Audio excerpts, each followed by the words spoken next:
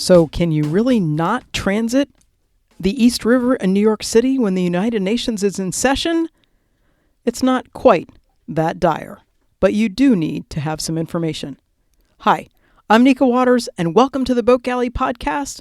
Today I'm sharing details on how we found out the information we needed to be able to legally transit the East River while the UN was in session. Today's episode of the Boat Galley Podcast is sponsored by YugoWear.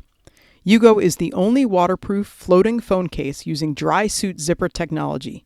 Invest in your safety, because if you don't protect, you can't connect. Your electronics are fully functional while inside, and there's plenty of room for your keys, cash, and cards. To get the only dry bag on the market with 0 device fails, visit yugowear.com. That's UGOWEAR.com. Use coupon code SAVE20BG for 20% off. Yugo. Just add water. Transiting New York City while the United Nations is in session. We heard all kinds of horror stories. Don't do it. They close the East River for all of daylight hours the whole time the UN is in session.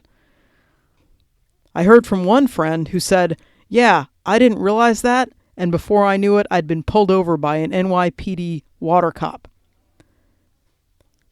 There are rumors, in fact, more than rumors, there's actually some information on the Coast Guard site that says that if you break the rules around this, you can be fined up to $95,000.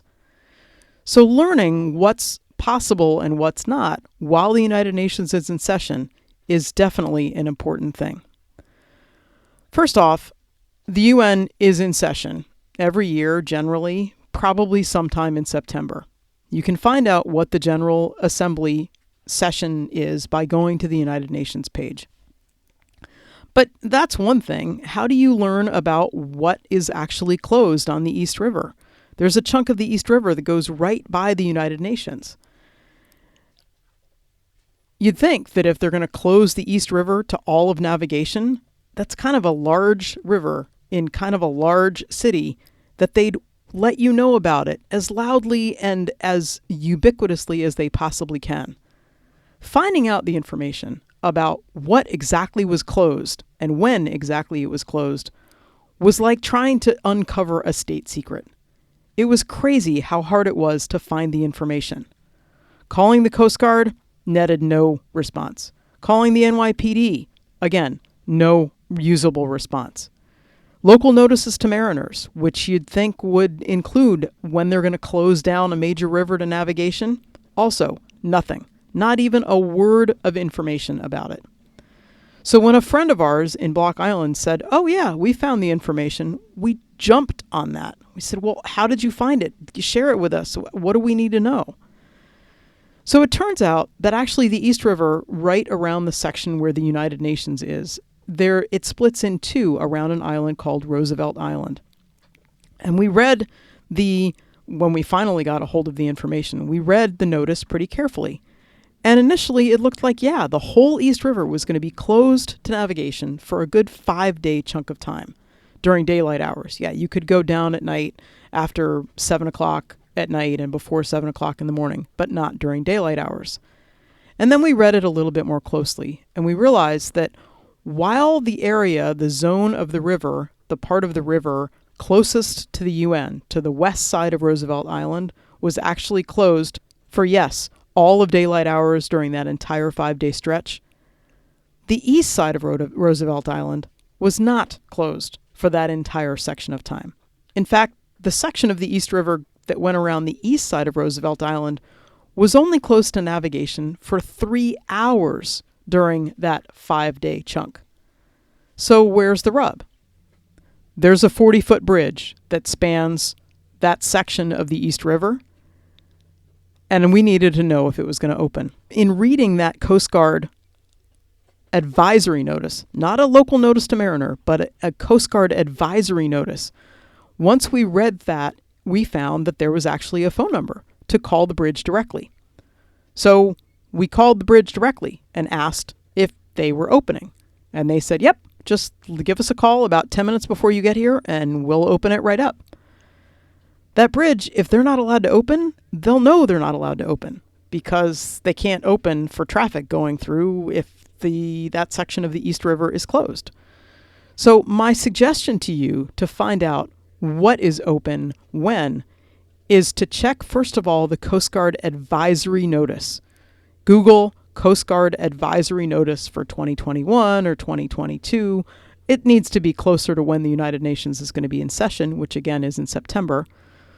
But don't rely on local notice to mariners. In fact, as we got closer to New York City, there wasn't even any kind of announcement being made on the VHF by the Coast Guard about closures.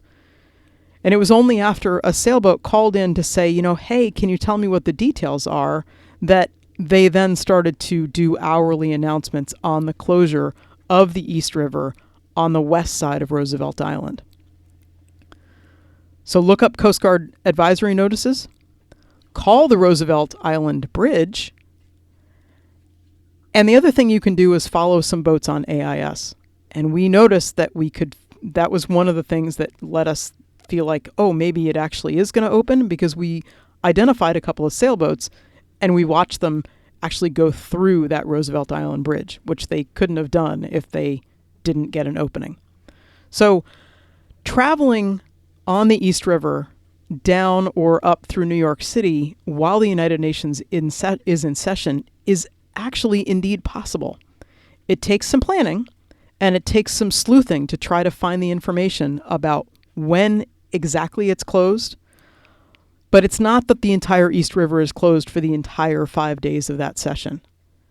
It's that the East River, the west side of the East River around Roosevelt Island, is closed for a good chunk of the UN General Assembly being in session. We noticed that the correlation between the whole river being closed was around the same time as when the President of the United States was speaking at the General Assembly, which was also when the heliport at the south end of Manhattan was closed. So you couldn't have really transited very far at all. But if you managed to miss all the information on things being closed, you'd have to run a gauntlet of U.S. Coast Guard cutters as well as NYPD police boats that were essentially blocking off access to the section of the East River around the west part of Roosevelt Island.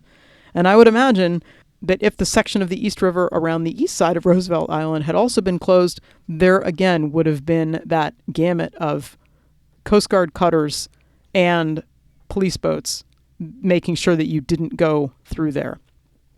And even if you did manage somehow to get past that phalanx, there were 2 helicopters with armed jumpers sitting on the outside of them, circling overhead the whole time we went down the East River. So yes, it is very possible to transit the East River while the United Nations is in session. There are times when a chunk of it's closed. There are times when all of it's closed. But the times that all of the East River is closed around the United Nations is a pretty small amount. So do your research, do your homework.